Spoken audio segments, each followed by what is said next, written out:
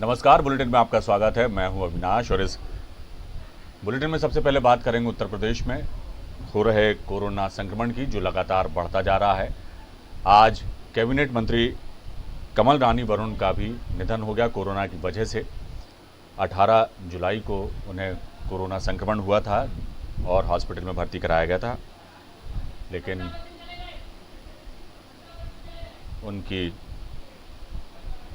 उन्हें बचाया नहीं जा सका और आज उनका निधन हो गया है।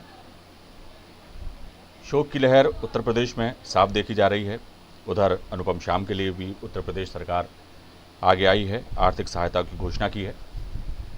इन तमाम खबरों पर हम चलेंगे सीधे लखनऊ, जहां हमारे स्टेट एडिटर आरसी भट्ट हमारे साथ लाइव जुड़े हुए हैं।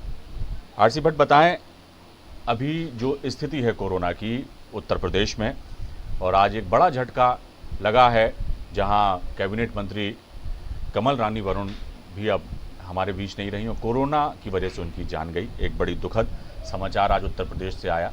इसके अलावा अनुपम शाम के लिए भी उत्तर प्रदेश सरकार आई है आगे। अब क्या कुछ इस स्थिति में आपको लगता है कि क्या कुछ कदम उठाया जाना चाहिए? अब लोगों को भी जहां तक समझ में आ रहा होगा कि कोरोना एक ऐसी महामारी है जो किसी को नहीं बख्शती, चाहे अमीर हो या गरीब, किसी का भी वो शिकार कर सकती है। लेकिन समझना होगा हमें कि किस तरह से एहतियात बरती जाए ताकि इससे बचा जा सके। और ये दुखद घटना जो आज उत्तर प्रदेश से आई, उसके बाद क्या माहौल है उत्तर प्रदेश में? अविनाश, जिस तरह से उत्तर प्रदेश में कोविड-19 के संक्रमण का जो प्रकोप है वो बहुत तेजी से फैलता जा रहा है और सरकार लाख जतन कर ले, लेकिन इन जो मौतें हो रही हैं उसको टाला नहीं जा सकता। जैसे कि आज उत्तर प्रदेश की कैबिनेट मंत्री कमल रानी वरुण जो प्राविधिक शिक्षा मंत्री रही, उनकी मौत हो गई। 15 दिन पहले वो पीजीआई में भर्ती हुई थी, उनका टेस्ट किया गया, कोविड-19 पाया गया। उसके बाद लगातार उनका इलाज हुआ, फिर ऑक्सीजन सपोर्ट में रखा गया, लेकिन फिर अचानक आज मौत हो जाती है।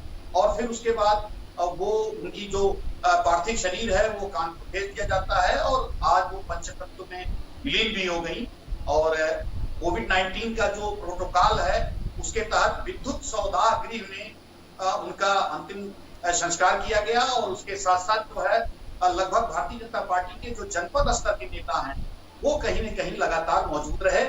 और जिस तरह से कमल रानी वरुण को कोविड-19 हुआ, उसी तरह से उत्तर प्रदेश के स्वास्थ्य मंत्री जयप्रताप सिंह भी इस समय कोविड-19 के संक्रमण से ग्रसित हैं और वो भी इस समय भर्ती हैं। लगातार उनका इलाज चल रहा है, उनकी सेहत भी इस समय स्थिर है और लगातार सरकार भी ध्यान दे रही है। लेकिन ये कहीं न कहीं जिस तरह से उत्तर प्रदेश में इसका प्रकोप लगातार बढ़ता जा रहा है, ये सरकार के लिए चिंता का विषय है, क्योंकि जिस तरह से पूरे प्रदेश में तकरीबन 3,500 से अधिक मरीज हर रोज पाए जा रहे हैं और उसके साथ साथ जो है तकरीबन 80,000 85,000 के लगभग मरीज अब तक उत्तर प्रदेश में पाए जा चुके हैं। और उसके साथ साथ जो है जिस तरह से लोगों को संक्रमण तेजी से फैल रहा है, हालांकि सरकार ने 2 दिन का लॉकडाउन रखा है, शनिवार इतवार, लेकिन उसके बाद भी लोगों का जिस तरह से संक्रमित होना, लगातार संक्रमण पाया जाना और उसके साथ साथ जो है ऑक्सीजन सपोर्ट नहीं मिलना, ये कई चीजें ऐसी हो रही हैं जिससे कहीं कहीं ऐसा लग रहा है अविनाश कि जो स्वास्थ्य सेवाएं हैं या स्वास्थ्य व्यवस्थाएं हैं उसमें बड़ी खामी नजर आ रही है। और सबसे बड़ी बात यह है कि सरकार को कोई न कोई और जतन जरूर करना पड़ेगा, क्योंकि जिस तरह से मौतें हो रही हैं, अब इसमें चाहे मनरेगा का मजदूर हो या फिर कैबिनेट मंत्री हो, लगातार जो है वो संक्रमित हो रहे हैं और मौतें भी हो रही। अभी थोड़ी देर पहले खबर आती है कि आगरा के विधायक योगेंद्र उपाध्याय को कोरोना पॉजिटिव पाए गए। अभी ये खबर आ रही है, यानी कि अब ये किसी को भट्ट साहब, एक चीज और भी बोलना चाहूंगा मैं कि अब ये कोई जैसा अब राजनीतिक जो सियासतदां हैं वो भी अब कोरोना से अछूते नहीं हैं। अमित शाह जी की भी ताज़ा खबर आई है कि उन्हें भी कोरोना हो गया है, वो भी हॉस्पिटल में शिफ्ट हो रहे हैं। प्रारंभिक लक्षण उनको दिखाई दिए, उसके बाद उन्होंने जांच कराई और पॉजिटिव आई उनकी रिपोर्ट, उसके बाद वो भी जो हैं हॉस्पिटलाइज होने वाले हैं।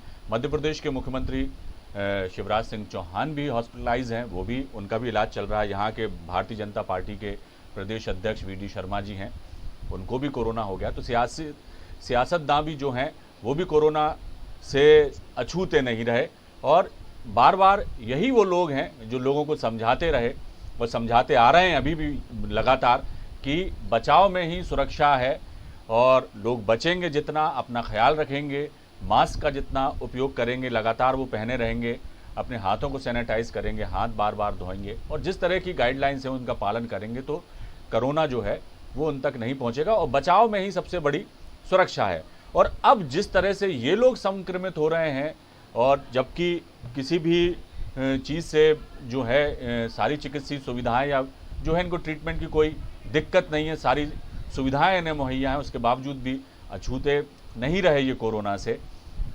ऐसी स्थिति में अब लोगों को समझना होगा कि मामला जितना हल्के में ले रहे हैं लोग और जिस तादाद में कोरोना संक्रमित मरीज सामने आ रहे हैं, मामला उतना हल्का है नहीं, मामला बहुत गंभीर है। और अब इस चीज़ को बहुत ध्यान देना होगा आम नागरिकों को भी और सियासत से जुड़े लोगों को भी, क्योंकि ज़्यादातर वो लोग जो हैं जनता से मिलते भी हैं, अपने समर्थकों से मिलते हैं, भीड़ उनको घेरे रहती है। तो ऐसे में अब बहुत ज़रूरी हो गया है कि तमाम चीज़ों को वो भी समझें और लोग भी समझें कि इससे कोई बच नहीं सकता। क्या कहेंगे? अविनाश, आपने अपने प्रश्न में जो है एक संदेश भी देने की कोशिश की है आपने जी अपने चैनल के माध्यम से।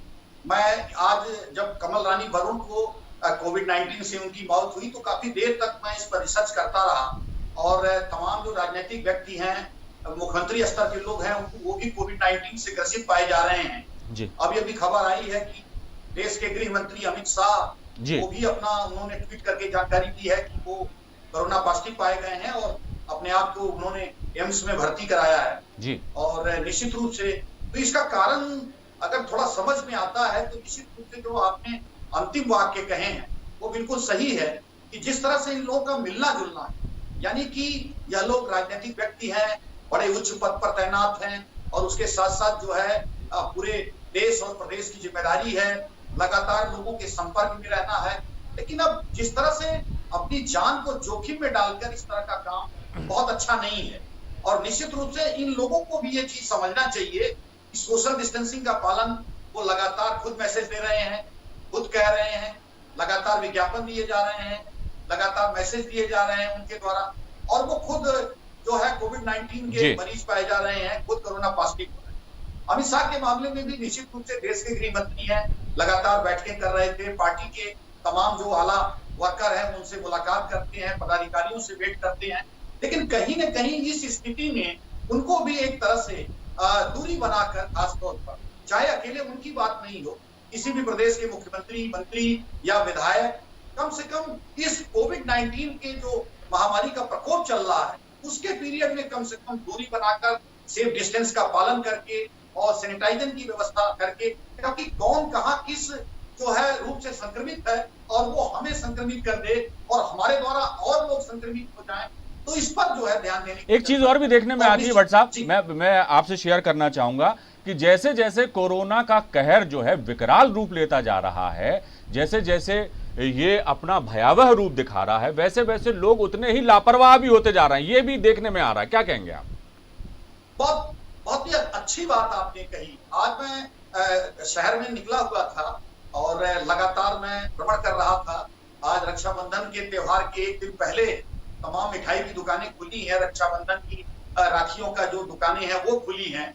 आवागमन लगभग सामान्य तरह से दिख रहा था और कहीं न कहीं लोग मिठाई की दुकानों पर ऐसे चिपट पड़े थे, सोशल डिस्टेंसिंग का पालन नहीं कर रहे थे, राखी की दुकानों पर भी इसी तरह से पालन कर रहे थे। तो कहीं न कहीं ये जो बड़ा लैप्सेस है और धीरे धीरे जैसे जैसे इसका प्रकोप बढ़ रहा है वैसे वैसे लोगों को ये लग रहा है कि इससे लापरवाही बरतते जा रहे हैं, क्योंकि निश्चित रूप से जो है इसकी भयावहता की स्थिति को अभी उनको नहीं मालूम।